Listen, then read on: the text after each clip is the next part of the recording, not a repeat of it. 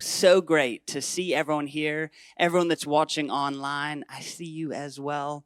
And it's just awesome to have this opportunity to be here with you. I have grown up in this place. I've been here for seemingly forever.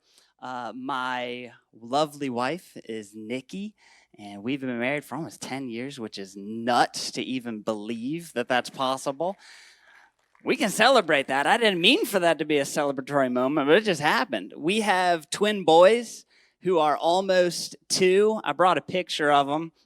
So here they are. This is Ian, and this is Ren. All right, they're our little dudes. And, they are almost 2. They turned 2 July 3rd. I think God knew that I needed to have children that were born very close to a national holiday so I could actually remember their birthdays easily. So it's like, thank you, God. The day before July 4th, I can do that. I can remember that really easily. And they're doing everything that almost 2-year-old boys should be doing. All the things that you'd expect.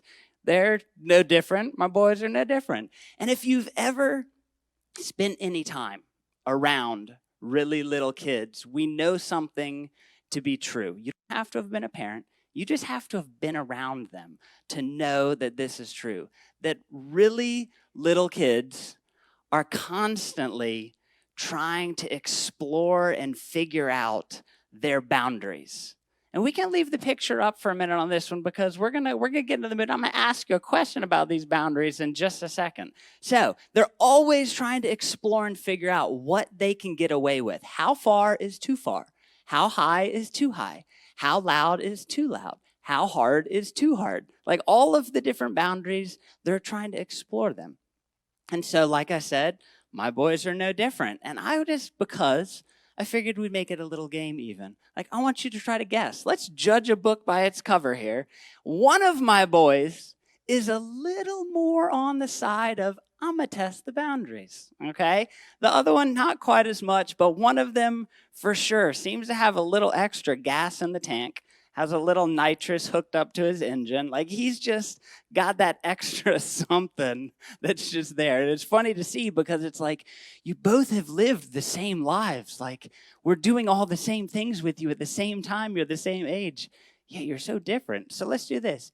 If you think that the one with a little extra fuel is Ian, go ahead and raise your hand. In the chat, you can say, oh yeah, I think it's Ian. If you think it's Ian, all right, are you going, oh no, it can't be the kid with his mouth open with the food?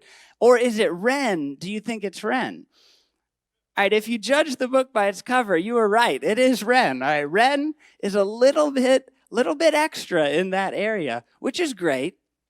But a kind of a life in the day of the Kellys with Ren looks something like this. The boundary he loves to explore is, what can I climb on?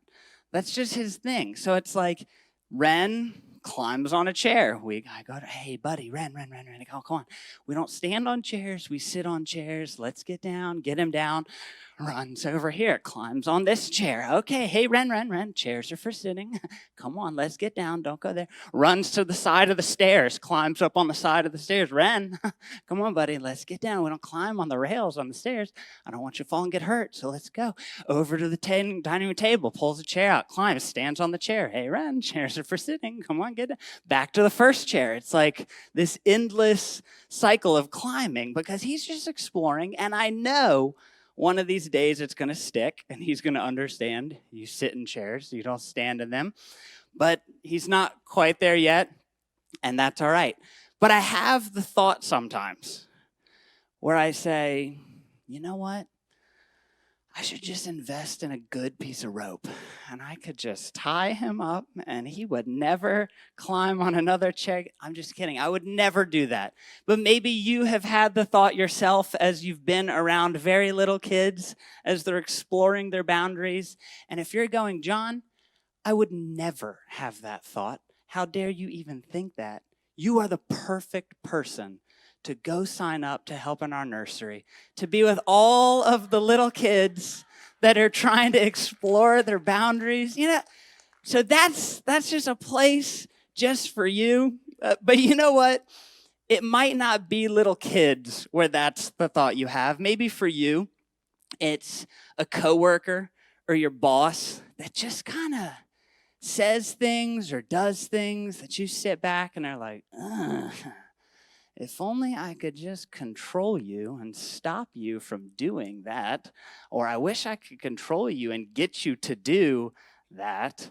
Maybe it's a friend that you have that maybe says a little too much or acts a little too much in certain ways, and you sit back and you go, ugh, if only I could just control you and stop you from going over that line so many times.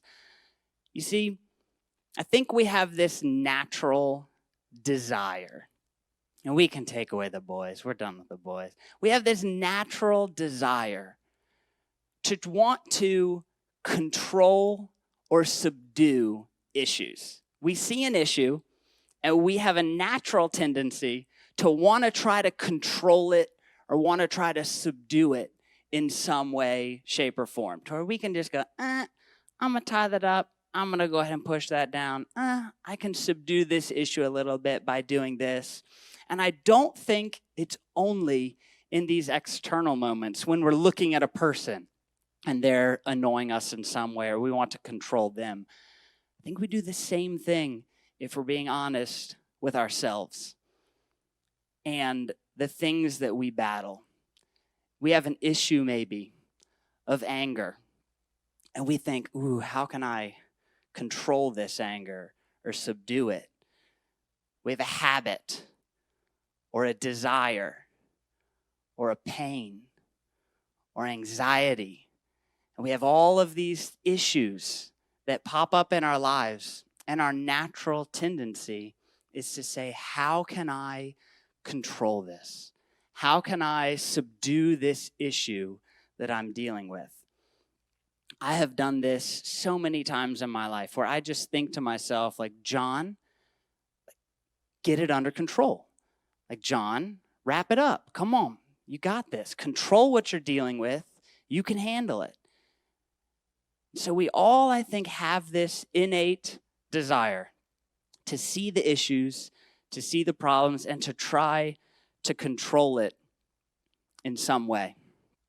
And you know, for the past couple weeks, we've been looking at the book of Mark to try to understand and see these different ways that Jesus' life left a mark in not only the author, but the people that experienced his ministry. Like, he left marks in their lives that lasted forever.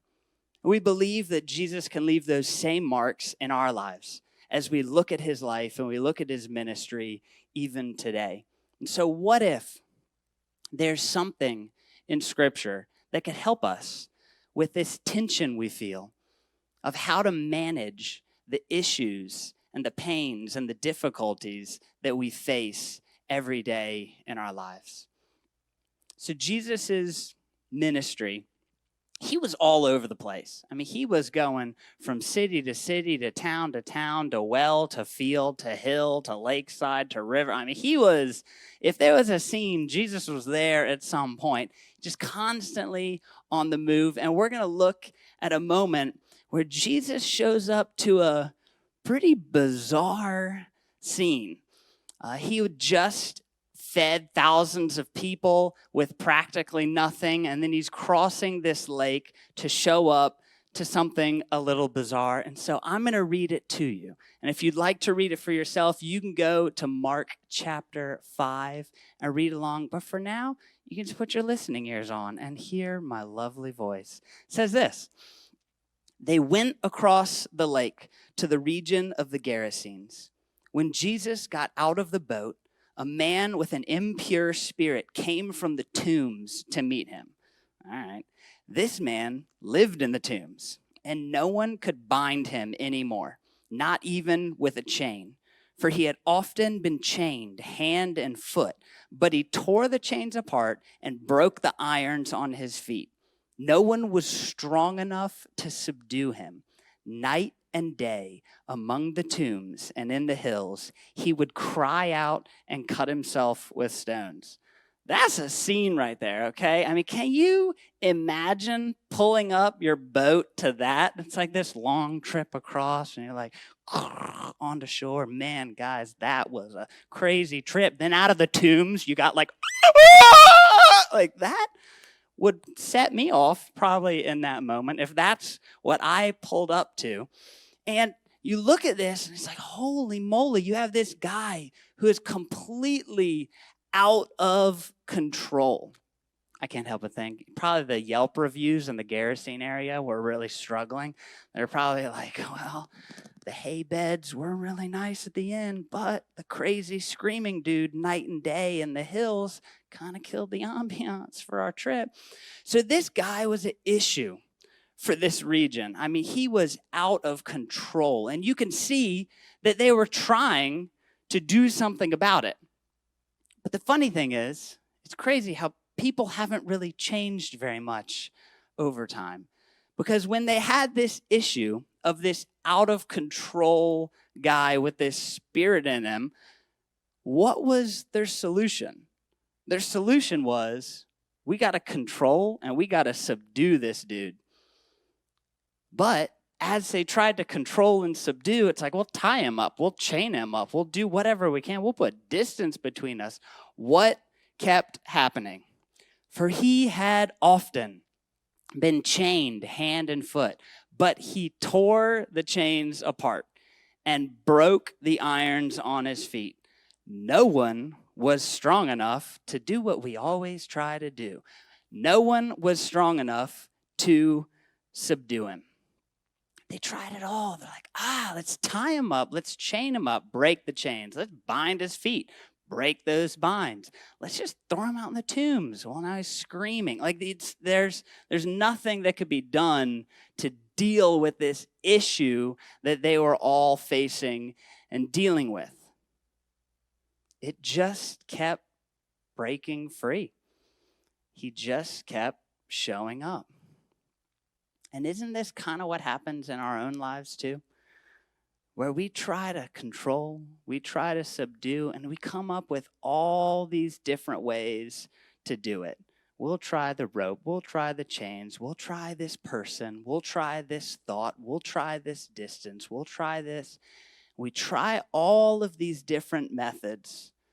But the issues, if we're being honest in our own lives, they find a way to wiggle and break free and show their faces again in our lives. We get good at coming up with more ways to control and subdue. But the problem doesn't go away. It finds a way back. So let's look and see what happens when Jesus shows up. So now Jesus enters the scene into this moment where this man's out of control, no one can do anything about it. Jesus shows up. Once again, listen as I read this. When he saw Jesus from a distance, so when the man in the tomb saw Jesus from a distance, he ran and fell on his knees in front of him. He shouted at the top of his voice, "What do you want with me, Jesus, Son of the Most High God? In God's name, don't torture me." For Jesus had said to him, "Come out of this man, you impure spirit." Then Jesus asked him, "What is your name?" "My name is Legion," he replied, "for we are many." And he begged Jesus again and again not to send them out of the area. Now, I know a lot just happened right there, and you might have questions like, I thought he was talking to one person, and now it's like, we are many. What is going on? Let's not get lost in some of the details of this. The details of this are amazing, and we can dig into so much of that. But right now, in this moment, I don't want some of the details to distract us from one of the most obvious but powerful things we can see from this moment right here. So again, we've got this guy, this issue that no one is strong enough to control. No one can do anything to manage it. I mean, it is out of control. They have no answers whatsoever. Then Jesus shows up. Now, Jesus shows up, And what happens? Just his presence alone renders the issue powerless and at Jesus' mercy. I mean, look at what happens. He shows up, the man falls on his knees in front of him. He begged Jesus again and again. That's a pretty powerful moment to see. Just the presence of Jesus alone was able to handle this issue in a way that no one else could. You see, Jesus has this different level of authority over issues in our lives, really over everything. See, we have a certain level of authority, and we try to use that authority to control and subdue, but then we hit a limit, and we can't do anything else to control or subdue what's going on in our lives. But you see, Jesus, he even says in Matthew 28, he says, all authority in heaven and on earth has been given to me. All authority. All of the authority you want. An endless amount of authority is given to Jesus to be able to manage and do what needs to be done. So with all of that authority, what does Jesus do with this man now falling in front of him on his knees, begging him? You see, when Jesus looked at him, he could have said, hey guys, give me some rope and some chains. Let me show you how to do this. I'll deal with this guy to where you'll never have to hear him or see anything ever again. Like, I'll control him. That's not what Jesus does. Because when he looked at this man, he knew that the issue didn't need to be controlled and subdued. He needed to be freed. The issue didn't need to be controlled. It didn't need to be subdued. Freedom needed to come into the issue so that it no longer existed anymore. And Jesus knew that. And he's the only one that had the power and authority to be able to do that. And that's exactly what he does. He tells his spirit to leave the man. I'm going to have you go and read the whole thing. It is a wild story. So Matthew chapter 5, start from the beginning. It's wild. He frees the man from this impure spirit. And the man's sanity, the man's ability to be sane was back. He was restored. He was freed in that moment. You see, when we face issues, again, we subdue. Jesus sets free. It's a big difference. We subdue the issues that we face in life and try to control them. But when Jesus sees the issues, the same ones that we're seeing, he doesn't look at it and say, how can I subdue that? He looks at it and says, how can I set you free from that? You know, you might be here right now dealing with lots of issues. You might be at home watching right now, thinking about all the issues that you face in life every day. And you're tired of trying to control them. You're tired of trying to subdue them. And they just keep coming back and coming back. And you hear this and you go, man, I wish I could just be free from this. And I believe wholeheartedly that Jesus has everything you need. He has all authority in heaven and on earth to do exactly what you need to be freed from whatever the issue is. But I will say this, Jesus' freedom doesn't always come in the way that we think it should come. His freedom sometimes looks a little different. So you might have this built up anger towards a person. and you think, oh, I know how I can be freed from this. Jesus, if you just change their heart and you'd get them to apologize for all the things they've done and the things they've said, and if they just change their attitude, then I wouldn't need to be angry anymore. So Jesus, free me from this by dealing with them. Maybe Jesus' freedom actually looks like him saying, you know what? Man, that person says awful things and does awful things, but guess what? What that person has to say and what that person does doesn't matter. What I say about you and how I treat you is what matters. So look to me. Look to the way that I love you. And let that free you from being bound by what this person does. Maybe it's a pain that you felt from an event or events. And you think, oh, the freedom would just be for the pain to no longer be there, for me to just be able to forget that that ever happened. So God, just hit the erase button, Jesus, so I don't have to remember it anymore. But maybe Jesus' freedom instead is by him saying, you know, that event was horrible.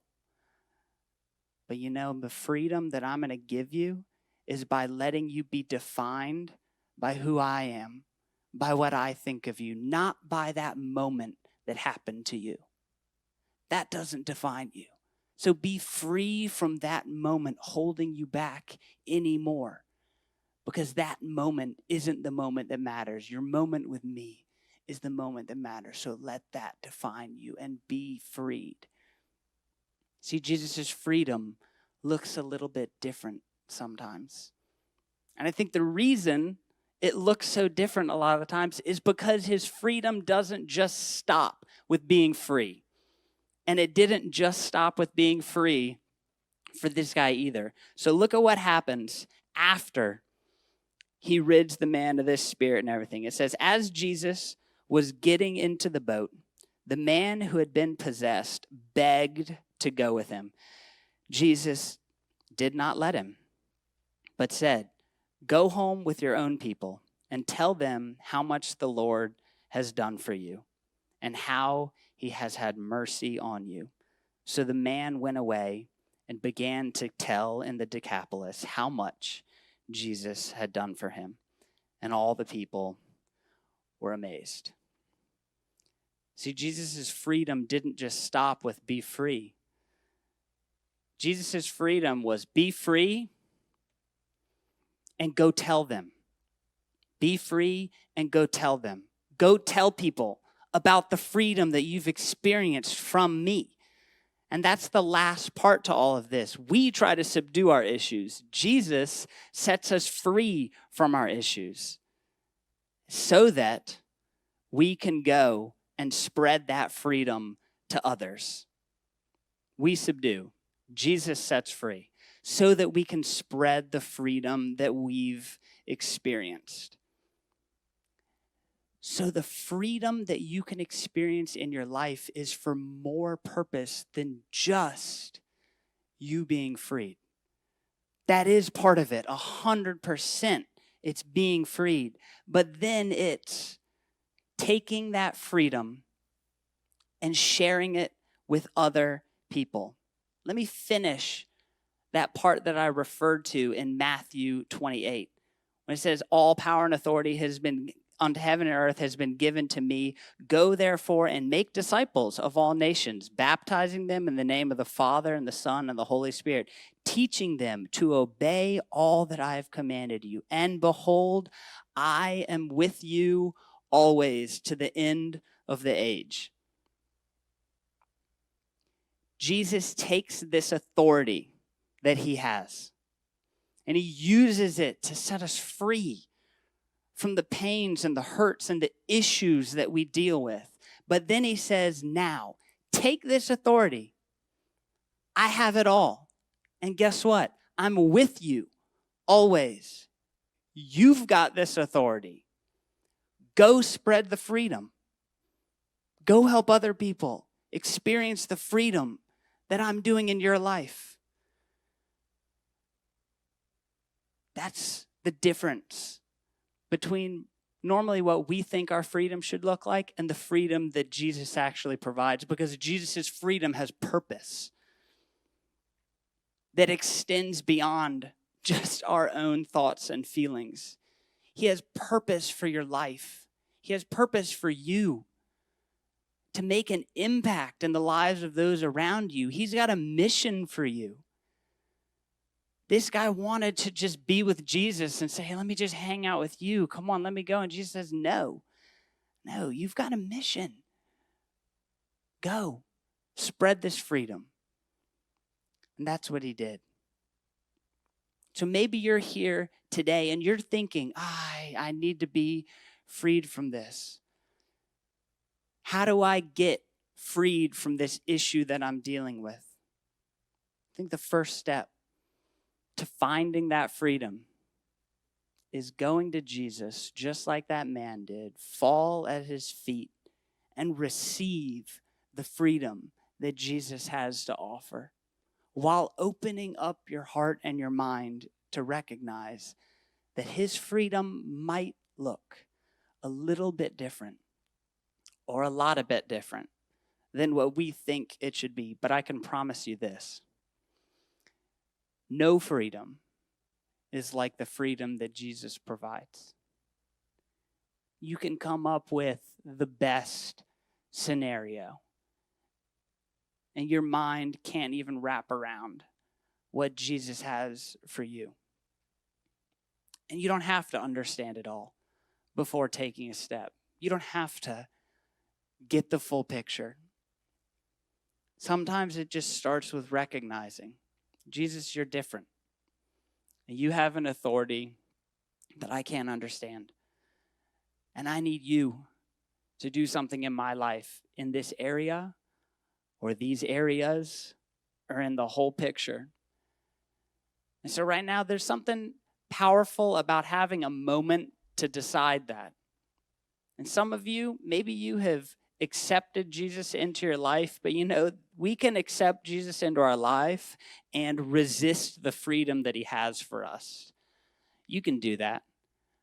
You can accept him and then go, thanks for coming to my life, Jesus, but I got this. And you never experience really what Jesus has for your life. And even right now, let's all just close our eyes. When I talk about an issue that you face and wanting freedom from it, I'm sure a lot of us here, a lot of us watching online, we know exactly what that is. It didn't take but me starting the sentence for it to come into your mind, because you've tried to deal with it. You've tried to take care of it. You've tried to subdue and control it. But it just keeps coming back. And you're at a moment to say, I don't want it to come back. I want your freedom, Jesus. I want it to be you. I want your authority to step into this moment in my life. Not because I need to see it, but for you to have a physical moment to say, this is the moment where I wanted to give that to Jesus. Jesus, it's yours. If you want to do that, raise your hand and offer it up to Jesus. This is your symbol, not to me, but to Jesus, to say, I want you to take this. This is yours. I'm done trying to control it. I'm done trying to subdue it. I want you to free me from this. And I'm open to your freedom. I want your freedom. Pray this with me. God, this is me offering my life to you. I can't do it anymore. I can't control all the issues. I try to. But Jesus, I want you to free me from what I am facing. And I'll accept whatever that freedom looks like. And I know that that freedom has come with purpose, and I want to live in that purpose. So Jesus, come right now to me. Lord, be in each person's life right now in a unique and powerful way. It's amazing how Dave was praying about freedom and needing it in this moment. And God, that we didn't talk to each other, but you knew maybe we needed to double down on that idea. So God, this freedom, we know that you can offer it. And God, I pray that every person that raised their hands right now would walk out of this place with a different pep in their step and a different viewpoint of their issues, to realize that you are freeing them from it. Jesus, we thank you and we love you. Amen. Now, maybe others of you are saying, it's not a moment or a thing that's an issue. It's my whole life. Like, I don't know what I'm doing. I've tried to manage all the pieces, tried to manage all the parts, tried to do it all on my own. All you have to do is confess with your mouth and believe in your heart that Jesus is God, that he died on the cross and rose again to receive the ultimate freedom in your life. And maybe this is that moment for you here or for you online. There's nothing magical about being in a special place or a special time, but this could be that time. And I don't want to pass on an opportunity to let you step into receiving that freedom. So one more time, with our heads bowed, if that's you and you want Jesus to come into your life because you've never actually invited him to come into your life, that you'd raise your hand to acknowledge that, Jesus, I want you to free me in ways that I know I could never be freed. I see you. Pray this with me. Jesus, I've tried for so long on my own. But trying on my own doesn't get me anywhere. So Jesus, come into my life. I believe that you have all the authority, that you have all the power. You have everything that I would ever need. So I believe that you are God, and that you love me, and that you have purpose for my life, and that you died and rose again, and you're in heaven right now. So come into my life, free my heart, and put me on mission to what you would have me do with my life. I'm no longer driving. Jesus, you are. Amen. You know, freedom sometimes is a journey, and you take it step by step. And it's living in that freedom and exploring that freedom. And so I hope that as you leave this place today, as you continue your day wherever you are watching online, that maybe you'd open up your heart a little bit more to receive and see the freedom that Jesus has for you, because it doesn't stop just right here in a moment that maybe you had or an idea that you had. It's in the everyday living. And Jesus changes our lives for the better. So look towards him. Let him continue to free you. And then I hope that you can maybe look at the freedom that you have, if you have received it, and you can now walk out of these doors and spread that freedom, because that's what Jesus wants us to do with the freedom that we've received. I love each and every one of you, and thank you for being here with us today. We want to continue to be with you here in this place and help you in all the ways that we possibly can. Everyone watching online, if you're in town at all, we'd love to see you face to face. So come and visit us and be with us here. I hope that you have a great rest of your weekend. And so have a wonderful rest of the day, rest of your celebrations, and we'll see you next week. Love you so much.